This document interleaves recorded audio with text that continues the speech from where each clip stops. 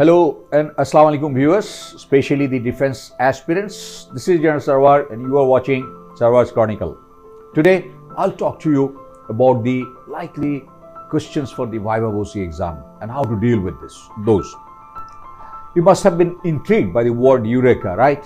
Let me tell you first, I haven't leaked questions, neither there are such practices in the entire military enrollment process.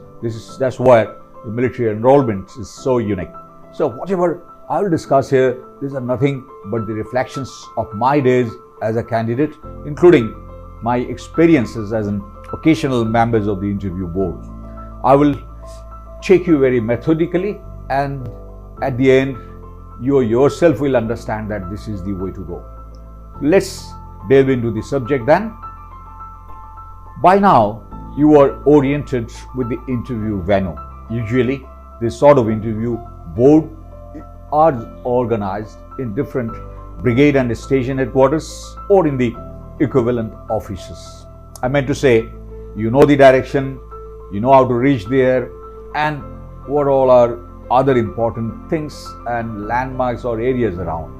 So this is going to put you in the right frame of mind. I'm sure you did not forget to take your shave in the morning, because it will allow you to present yourself decently. Even if you are coming from madrasa background, it will be better having your shave. If you finally selected, BMA is not going to accept you, right? Particularly with your beard. So no point keeping it right now. So wear a decent dress, better to have a deep color pant, light color shirt, nicely tucked in with a decent pair of shoes. Depending on your taste, you may not wear a tie. Wearing a blazer certainly will make you smarter. Feminine color, or two bright colors like red, yellow, or even Hawaii mithai color, I meant to say the pinkish color, may be avoided for such formal interviews. So far so good. So remember, your attention to every details will leave some impact on the first impression that you are going to make. Don't forget, the first impression lasts long. The board will comprise usually 4 to 5 native military officers headed by a brigadier general or an equivalent officer from Navy and Air Force. Just because they are already working in the forces that you would like to join, that doesn't in any way make them alien or very different. Someday they were also candidates like you, and they have all gone through the similar experiences. You will soon have a chance to interact with them. These interactions will be in English unless otherwise mentioned. Just to clarify that, the board will test you in general without focusing too much on a particular aspect. There will be a separate written test. IQ, physical and psychological aspects will be looked into by the inter-service selection board. So the scope and time available for the board is really limited. That doesn't allow you to take the event half-heartedly. Anyway, how will the interview unfold then? As usual, like any other interview board, you will seek permission and enter the interview room. The board will ask you to sit, or you will seek permission to sit and thank the board. So what are the questions they are going to ask you then? Whatever questions they will ask you, those will fall into 4 to 5 broad categories of questions. Firstly, they will try to know you. Questions like introduce yourself, describe yourself, tell me about yourself, tell me 10 sentences about yourself, tell me a paragraph about you and your family. Then what do you want to tell us about you? So these are the questions can be asked to start the interview into motion. Since you are aiming to join in the defense, so they would certainly ask you some questions, some career related questions, right? Like, why do you want to join in the Army, Navy, Air Force? Why are you motivated to join? Why we should select you? You know, anyone in the Army, what are your strengths and weaknesses? Some questions like highest rank in the defense, different services, rank structure, formation, gallantry awards, name of the cantonments, and some very basic informations on the armed forces. Then is current affairs. So as a potential officer, the board would like to test your awareness. They may ask you on some national and international issues.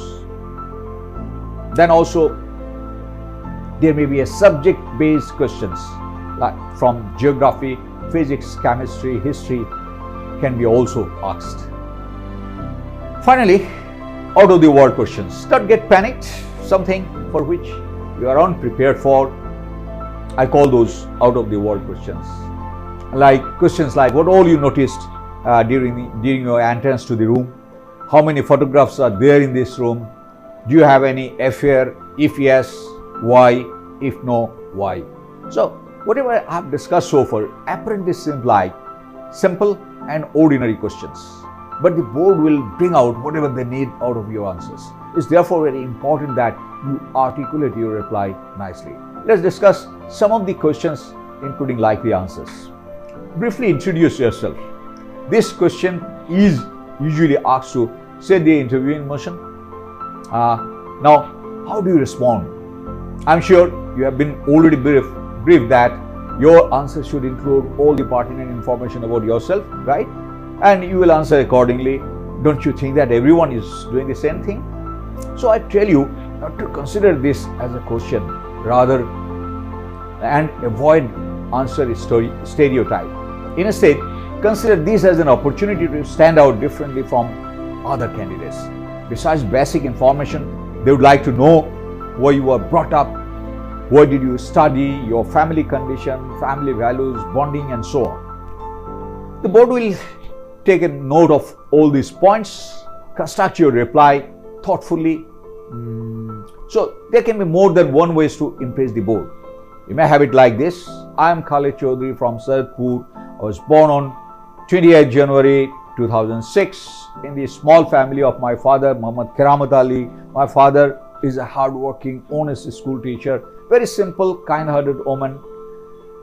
Amina Begum is my mother. I passed SSC and HSC from Saidpur District School and College in 2021-2023 respectively. I secured GPA 5 in all the exams. I have an elder sister studying in the Mymensingh Medical College, third year. Then we are a happy family. My parents taught us simple living and high thinking. So they also value our opinion in regards to choosing career or subjects. I love sports and listening songs in my leisure. Having lived around cantonment, I have a fascination for army and I'm looking forward to. This should be okay as an introduction. One thing is very important here. If you lack clarity in your answer or information, the interviewer might come up with a supplementary questions. For example, your father's profession or family condition, tell it clearly. So it's better to answer it clearly in the first go. Let me share an incident. Back in 2007-8 maybe, as a member of the preliminary selection board held at the 46th Brigade Headquarters, Dhaka, I was interviewing a candidate.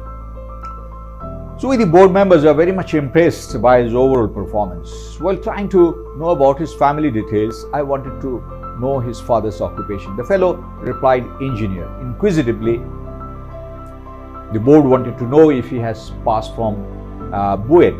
He kept quiet, but we were insisting. So he must have passed from some engineering college. That's what I added. Finally, he came up with the fact that his father learned motor repair from a technical college and now working in the Saudi Arabia.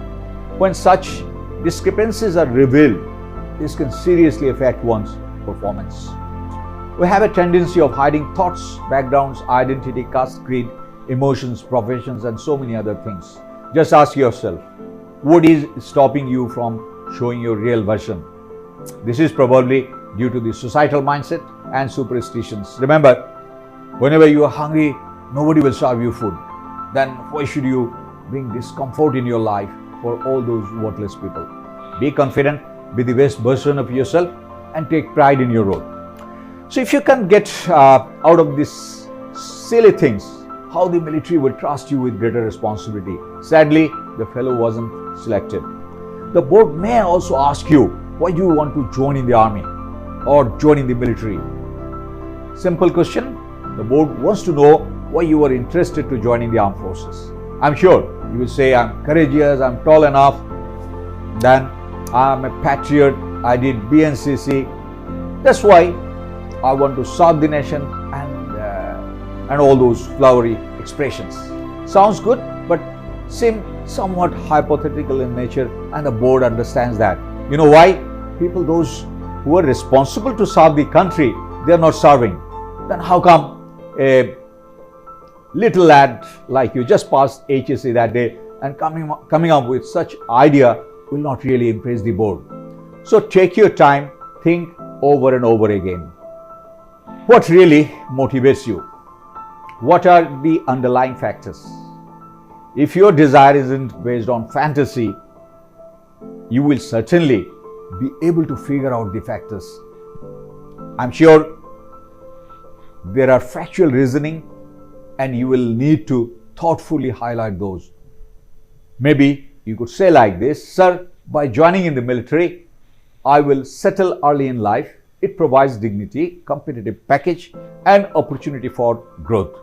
I can also have opportunities to go abroad for training and mission. I am fascinated because no other career can provide me everything at once.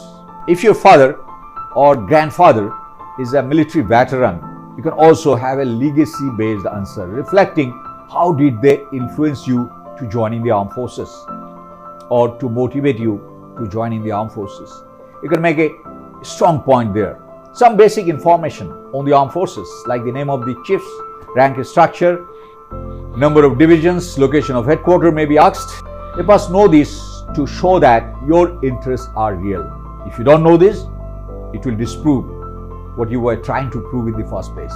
What are some of your strengths?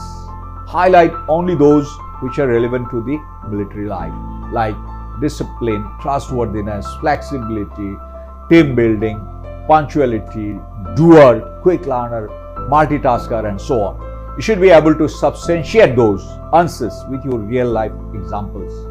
What are your weaknesses?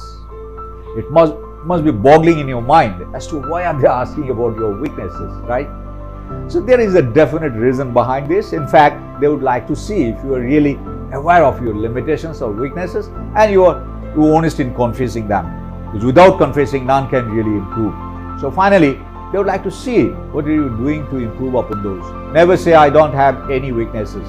It's a blatant lie, and none of us are really that perfectionist. Let me give you some weaknesses which aren't that hazardous in nature, right? I look into too much details. I know it's not good in case of time-bound objectives. I'm trying to be mindful about this. Whenever I face any problem, I try to resolve it by myself, and I appreciate the value of help from others, but I find it hard to depend on others. I'm taking care of this issue. This could be one. And again, another could be I don't like giving too much feedback since it hurts people, but I know it's important to give feedback. At least this is important for the growth of the undercommands. So I'm trying to learn the craft so that I don't hurt anyone while giving feedback. Make sure to articulate your answer very sensibly. Some weaknesses that you should not share could be like this. Like, I'm not good at working with people. So this would be a seriously negative point. I'm not good at time management. Again, military, the armed forces,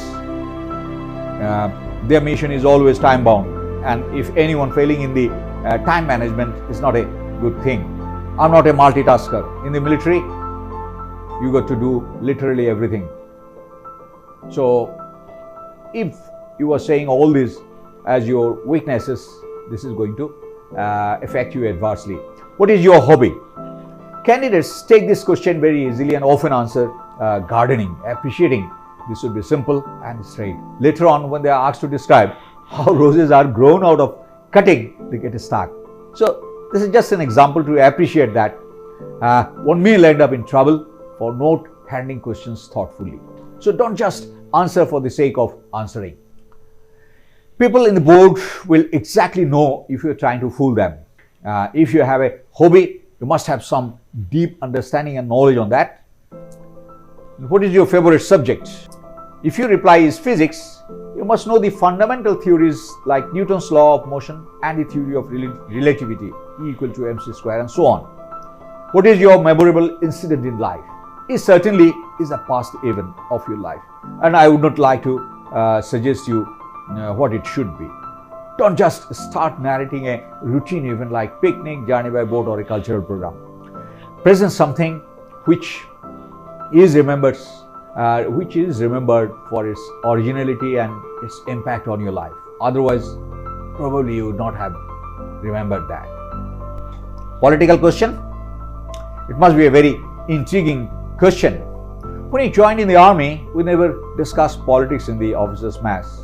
Of the many British culture, this was a unique one. There can be no greater nationalists than those in the defense forces, and therefore, if they get politically biased, the greater interest of the nation likely to be jeopardized. For the same reason, they did not want their defense forces to indulge in the politics. So if you belong to a political family, it will be better for you to pursue a political career. If you don't know something, politely say sorry. Sometimes we get argumentative while putting across our views and ideas. It speaks of lack of positivity. Better to avoid that path. Once your Viva voce exam is over, the board will take decision regarding your suitability.